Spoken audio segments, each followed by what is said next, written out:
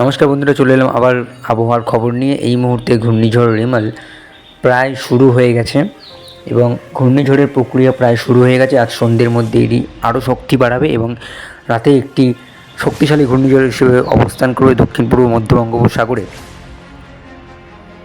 এটি বিকেল 4টের আপডেট। এই মুহূর্তে দেখে নেব কোথায় কোথায় বৃষ্টিপাত হচ্ছে। বৃষ্টিপাত কিন্তু মায়ানমারের উপকূলে এবং কিছুটা আন্দামান নিকোবর দ্বীপপুঞ্জে হচ্ছে।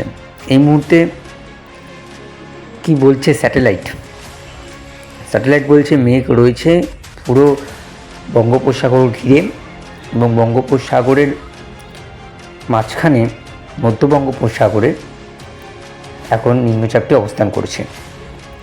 বৃষ্টিপাত কাল সারা রাত হয়েছে আন্দামানে, আজও সারাদিন হচ্ছে আন্দামানে। আজ বন্ধুরা কথা বলবো ঘূর্ণিঝড় রেমালের পুরো প্রপার যেখানে ল্যান্ডফল হবে সেই স্থানটাকে নিয়ে।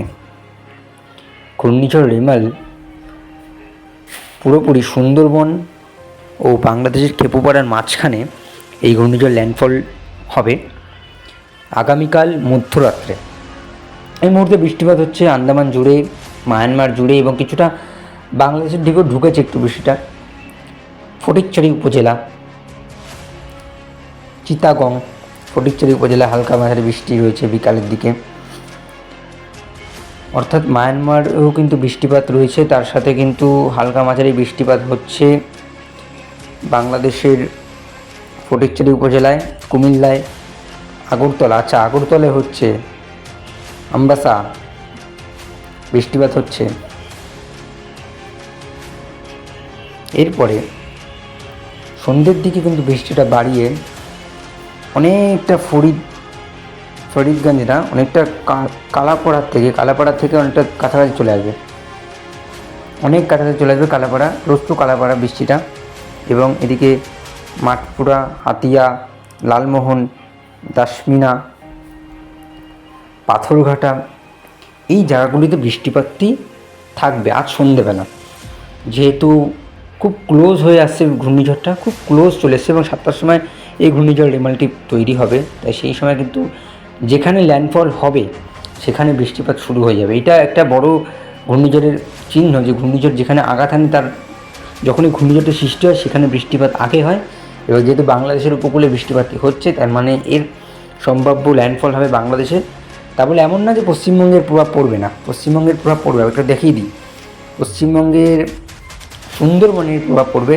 তার কারণ ঘূর্ণিঝড় রেমাল যখন সুন্দরবনে আসবে সেই সময় চলবে সুন্দরবনে ভরা কোটাল, অর্থাৎ বাঁধ ভাঙার একটি সম্ভাবনা রয়েছে এবং মধ্যরাত্রে কিন্তু বিরাট একটি দুর্যোগ আসতে চলেছে। কাল ভোরবেলা থেকেই বৃষ্টি শুরু হয়ে যাবে সুন্দরবন, হলদিবাড়ি, গঙ্গাসাগর, হলদিয়া, দীঘা, কাথি, মন্দারমণি বৃষ্টিপাত শুরু হয়ে যাচ্ছে। অর্থাৎ উপকূলে বৃষ্টিপাত শুরু হয়ে যাচ্ছে এবং সকাল পেরোতে যখন একটু দুপুরের দিকে যাচ্ছে, যেহেতু সকালে আপডেট আসবে, দুপুরের দিকে কিন্তু বৃষ্টিপাতটি বাড়িয়ে নিচ্ছে এবং কলকাতা জুড়ে, নদিয়া জুড়ে, মুর্শিদাবাদ জুড়ে বৃষ্টিপাত শুরু হয়ে যাচ্ছে।